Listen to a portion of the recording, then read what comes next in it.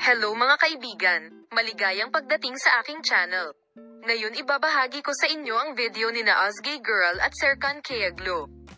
Sa isang tiyak na pag-unlad, ang aktor na si Serkan Kayaglo ay opisyal na nakipaghiwalay kay Ozgay Girl at lumipat sa isang bagong pahina sa kanyang personal na buhay. Iniulat ng mga tagahanga at media na nakilala ni Ozgay Girl ang kanyang bagong pag-ibig, si Ken Yaman, tungkol sa pagtatapos ng pag-iibigan ni na Serkan Kayaglo at Ozgay Girl, at na ang pag-iibigan ng mag-asawa ay binanggit ng magkasama, kaya isang bagong pag-aangkin ng pag-ibig ang nauna. Ang nakakagulat na pag-unlad na ito ay nagulat sa mundo ng entertainment nang banggitin ni Ozgay Girl ang kanyang pangalan sa Ken Yaman.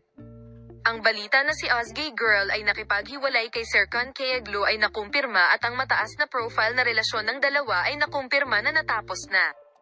Ang aktres, na kilala sa kanyang mga tungkulin sa sikat na Turkish TV series, ay hindi nagaksaya ng oras sa pagtungo sa isang bagong pag-ibig at ang kanyang huling pag-ibig, si Ken Yaman, ay nauna.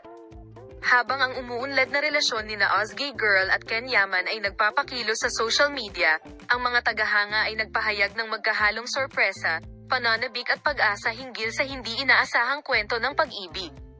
Habang ibinahagi ng mga tagahanga ang kanilang mga saloobin tungkol sa bagong panahon sa personal na buhay ng aktor, ang mga hashtag ng Ozgay Ken ay patuloy na nagte-trend ng mabilis. Habang patuloy na lumalabas ang mga detalye tungkol sa namumuong pag-iibigan, umabot na sa mga bagong antas ang pagkamausisa ng publiko tungkol sa dynamics ng relasyon ni na Ozgay Girl at Ken Yaman, at sabik na naghihintay ang mga tagahanga na tingnan ang pagsasama ng mag-asawa at makita ang mga posibleng paliwanag ng mag-asawa. Salamat sa lahat ng nanonood ng aking video. See you in new videos.